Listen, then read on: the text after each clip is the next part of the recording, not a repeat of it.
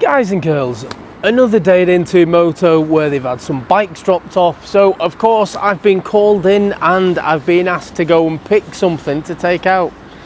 And I've picked an old friend. Let's have a look what it is.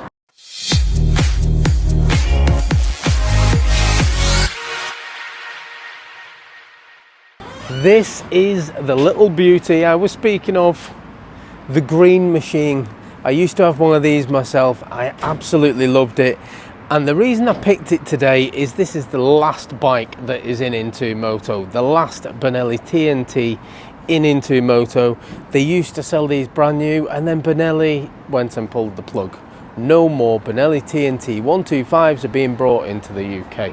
So yeah, I don't know when my next opportunity is going to be to ride one. So I just had to jump on it, had to. I'll go through the specs and then something I never actually managed to do on mine, I'm going to take it on the 60 mile an hour performance test. Yeah, we'll see how we get on with that, but let's carry on. There's the close-up of the beautiful Green Machine. I really miss mine, you know. There is just something about these, especially in this. Really, I mean, it's quite leery, it's quite loud. It's just very noticeable in this beautiful colour. Can you tell I had the same colour? Yeah. Honestly, I absolutely love mine. The noise and everything it makes.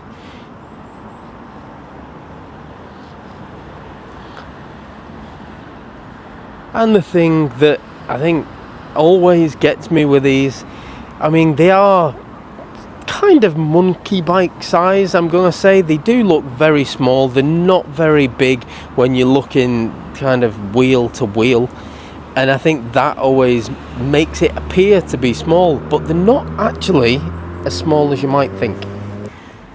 Seat height, first of all, 780 millimeters. That's not small.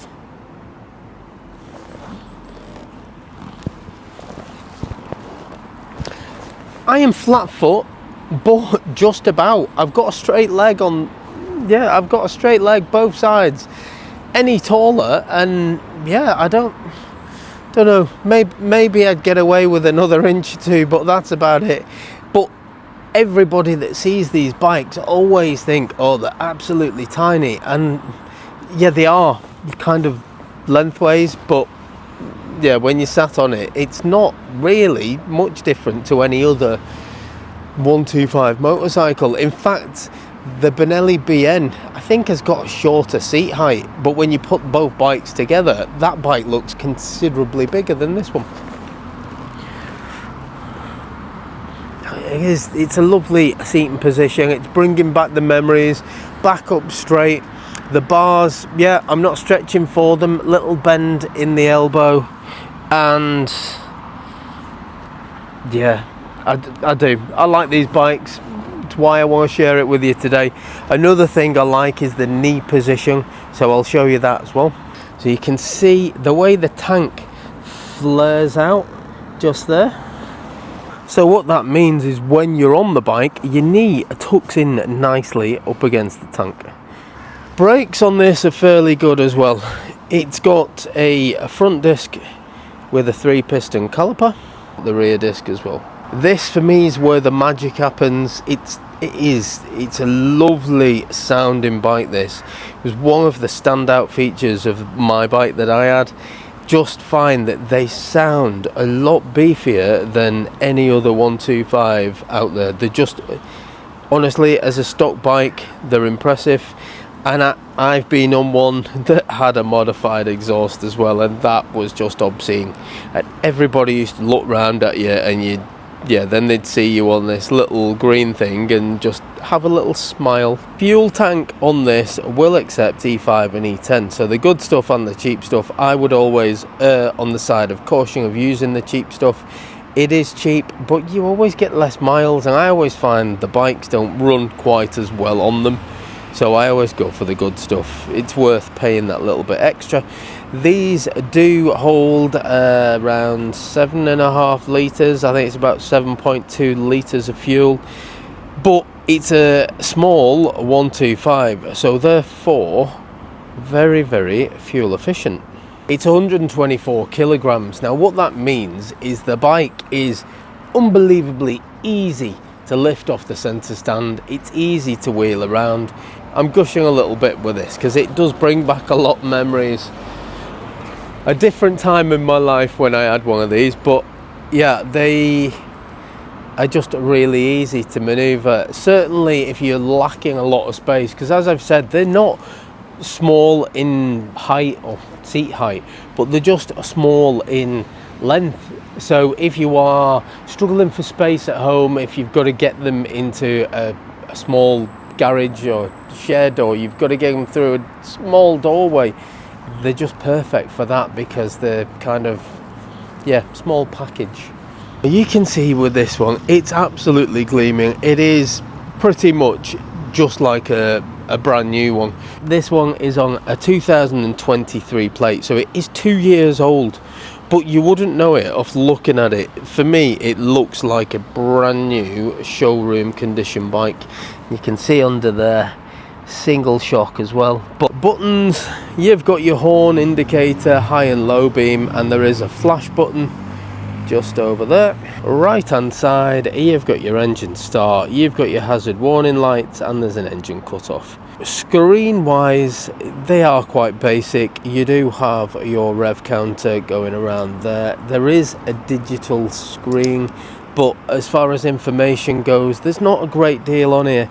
You have got your big prominent speedo, you've got your total miles. You can see this one has only got 461, so it's not got many miles.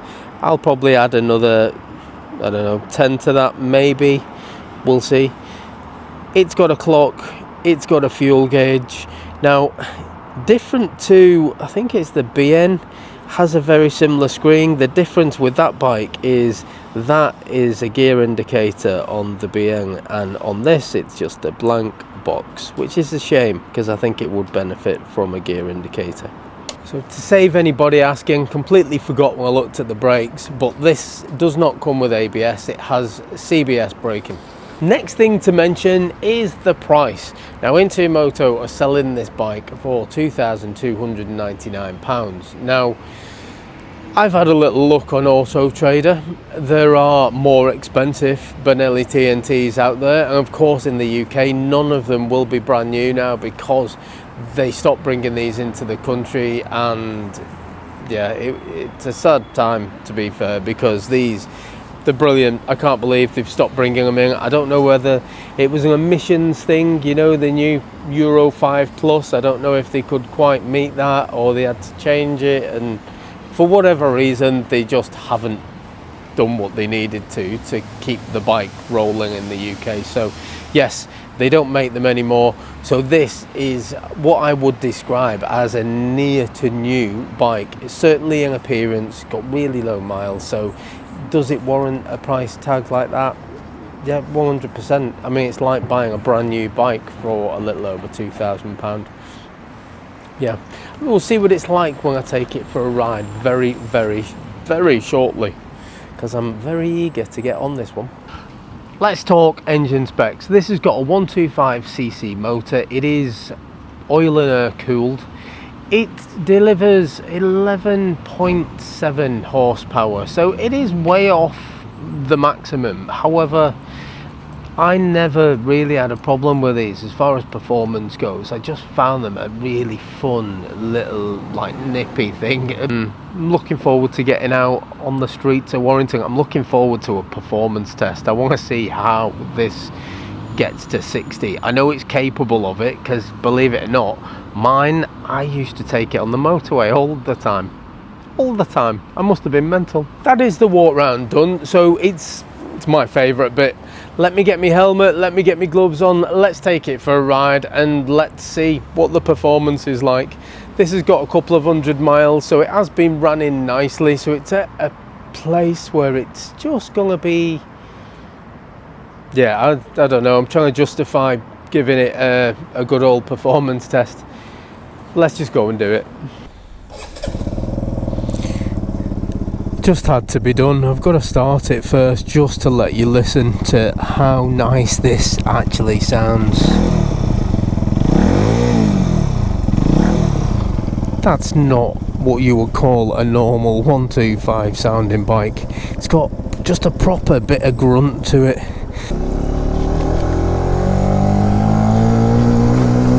Oh, good times. Just honestly, it's like a proper, like an angry beefy wasp. I think there's going to be a lot of giggling today on my part.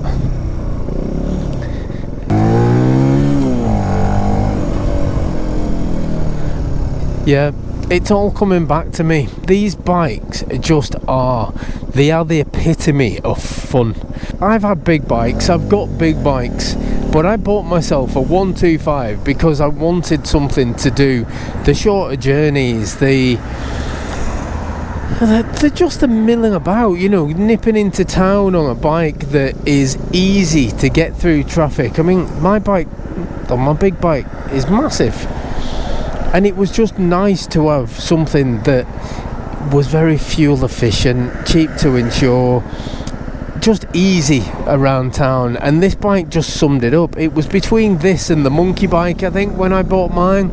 They were like the main contenders for me. And the difference was that at the time, the monkey bike was pretty much double the price of one of these. And I bought a brand new one. I think at the time, what did I pay? It might have been 2,699 or something like that, and that was for a brand new bike. And yeah, I had a lot of fun on that bike. Well, it feels small even in comparison to a scooter. It does. It's even like the little tiniest of tiny gaps, and you can fit in them. You know, that's the thing with these. You can fit in gaps that no other bike can fit through. Well, maybe a monkey bike. And yeah, I'll bring the Grom into it as well, because the Grom's exactly the same. Very, very similar in size to one of these. But again, these, when they came out, they were just considerably cheaper than the Grom and the monkey bike. But you had the same kind of bike, you know. That I personally think that styling wise, I think these look nicer than those two. And I think, yeah, I'm gonna say it I'm gonna say it quite comfortably. Sound wise, I think these sound a hell of a lot nicer than those other bikes that I've mentioned. And I don't have a problem saying that. I think they really, really do sound amazing. You just wouldn't know it was a 125 coming if you heard the noise first. But then you see the bike and people just smile because they look at it and go, oh my god, they expected bigger. I do remember a friend that I used to have, I'm no longer in contact with said friend, but he was a big lad. He was a tall lad, and I remember him having a go on my TNT, and he absolutely loved it. The only issue I remember that he fed back to me at the time was that his feet, it was a struggle to get his massive feet underneath the gear shifter. That's what he fed back. But I mean, I don't have a problem. I mean, I've not got massive feet, granted. I've not got clown feet like he had, but that was the only thing. Other than that, he was having a proper little giggle himself riding it. He just struggled to change gear because his feet were too big. So maybe that's something that, you know, if you are taller, you might want to just have a little think about. I would say that, you know, if you are taller and you're looking for a monkey bike, a Grom or something like that, please do consider one of these, because I do genuinely, I love these bikes. These bikes give me more smiles than probably any other, and it doesn't matter how big the bike is. I have more fun riding these than I think I ever have done on a bigger bike. I think it's true. Bigger bikes, more comfortable, better for longer journeys, faster, all that, get that. But they don't put the smiles on my face like this does. If you've seen this before, you're going to think, oh God, he's going to run us through it again. I'll do it very quickly. This is a national speed limit road in the UK, 60 mile an hour speed limit. I can go all the way up to 60 mile an hour if the bike's capable of it, and I generally use this stretch of road and see at which point they get to 60, and I can make a comparison against other bikes that I've done the tests on. Some perform better than others, some don't even get to 60, but that's a very rare thing. Right, I'm good to go.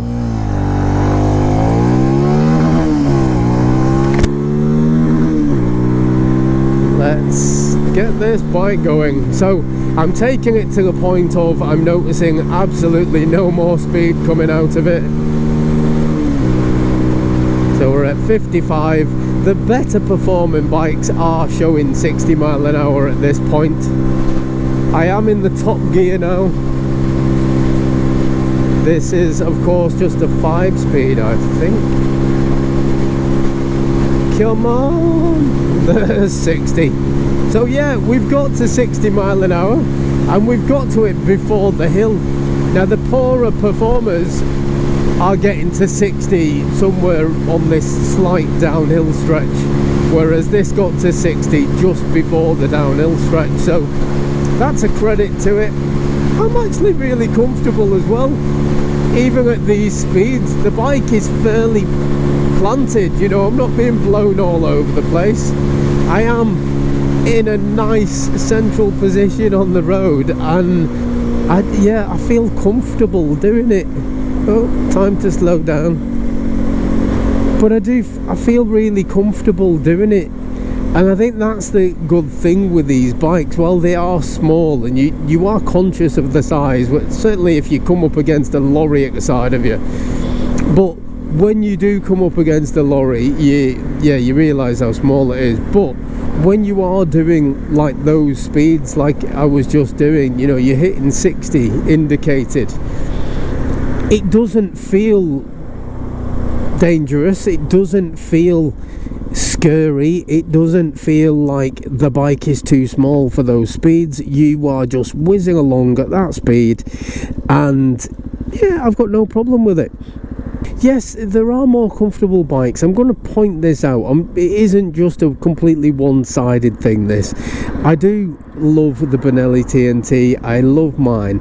However, you know, while there are loads of positives, and the main one being for me just the fun factor, the smiles and everything else, and the fact that you can slip through all of the traffic and you can get through smaller gaps, yeah, all positive with that. But yeah, they're not the fastest bike in the world. If you're gonna go on the motorway, I know like there was an indicated 60 or 63. I should imagine that was probably in real terms knocking 6% off. It was probably closer to 55, 56 in reality, but it was indicating 60, so it makes me feel better.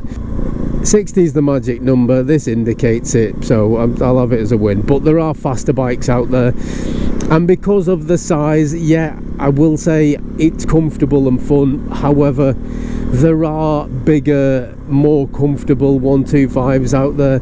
I just like the fun factor. I like that when I go to work, and I hate going to work, that I can have some fun and enjoyment on the way there. And I like that having been to work and, you know, just struggled through a day, that I can have some fun and enjoyment on the way home. And this is just one of those bikes that when you finish work, you've got a smile on your face. When you ride into work, you've got a smile on your face. And I just can't stress it enough. They're just such a giggle, these bikes. There is no brand new Benelli TNTs sat in the warehouse waiting for somebody to come along and buy them, like there is with the Royal Enfields. That, you know, they've got a couple left, not many, but they've still got some. Whereas these were just such good sellers from the off, they've gone. There's no new ones left. Finito. So if you want one, you need to get yourself a used one, and I would say because of the fun and giggles I have on these bikes, if you were going to get one, I would wholeheartedly recommend that you would, because they are so much fun. Smiles constantly, can't help it, constant smiles all the way through riding it. It's brought back so many memories for me of the time I owned one and the love I had for that bike. I still have for this one. So if you're interested in one of these, it's available at Moto for £2,299. A very good low mileage bike. Anyway, that's gonna do me. Thanks for watching. I'm just gonna sit here for a minute and just admire the green machine. Laters.